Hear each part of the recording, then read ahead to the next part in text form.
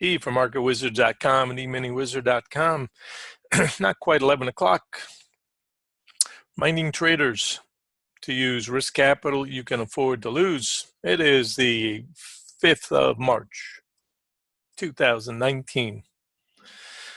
So one of the questions we've been talking about is, what would you rather have, a day like yesterday or a day like today, where we expected some consolidation and a bit of morning after trend day? And most respondents have agreed that probably a day like today, because a day like yesterday comes along so infrequently, and when it's a one-way zipper, you don't know where that bottom is. The only thing you can do is be in the trade and moving your stops down, and then try to guess time and price where the bottom's really going to come in. But you're going to get stopped out if you're trying. If you're a normal trader expecting a normal range, then you're going to try a couple of times and be wrong. And that's where most traders get beat, is because they'll do it a couple of times and then stop. So sometimes your timing, and if it's all in the same time period, you're better off not taking that second trade for a while. Just, cool your jets, relax, and then think about and say, okay, I'm going to take that trade I really wanted. I didn't want to jump in too low, but I'm going to take the trade I want, which is a contra. And first thing I want to do is make back what I lost. So the odds really on a trade like today are to hit the bounce and assume that it will give us a little something, but perhaps nothing like yesterday. And as long as your expectations are reasonable and you play a couple of times, then and follow some charts, you can certainly see that we've got higher lows and lower highs, so we know it's more of a triangle right now, and you think small if you're playing. And then you can wait until later and try again if you want.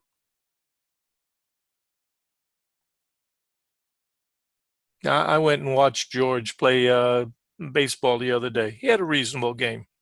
What was it, Saturday? Had a reasonable game, and it was hot out there, and I was enjoying myself. And he's a good athlete. He picks stuff up pretty quickly. And his mom said, Henry's got a game later, but don't come. He stands out there in right field, and he swings at the ball. Now and then he hits it. Well, so we didn't. I was tired. I said, all right, let's hang at the pool. We'll see him next time around.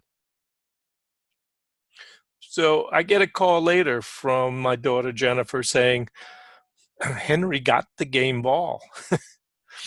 He was up at bat, and he got a hit and scored a run. And so the coach gave him the game ball. It was his first. It was his first hit.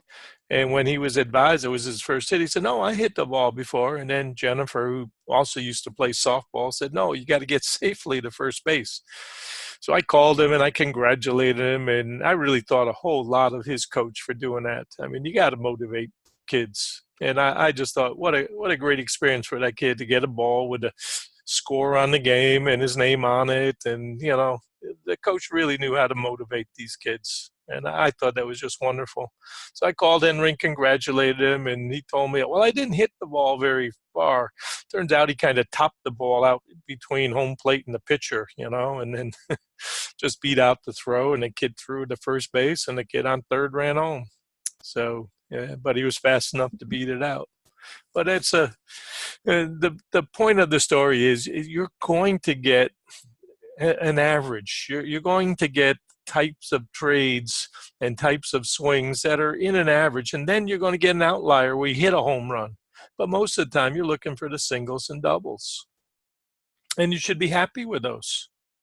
That's no small feat, especially as you get into bigger leagues. So don't be disappointed because there's only been a 10 or a 12-point range, and you can only get 3 or 4 points out of it.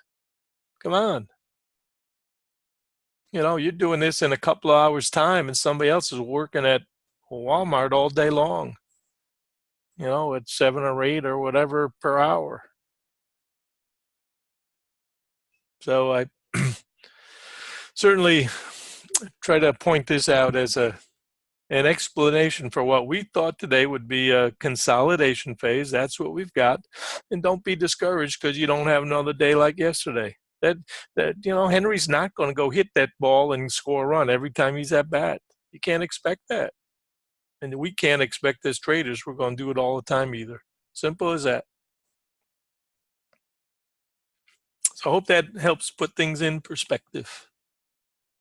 Quick peek at NAS. And again, spread your trades out today. Same thing with NAS.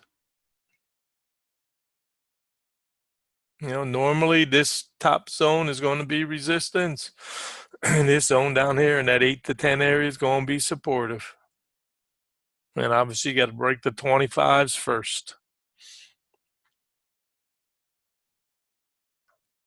And 77s. So certainly if you want a round number at 25s and 75s and 50 middle.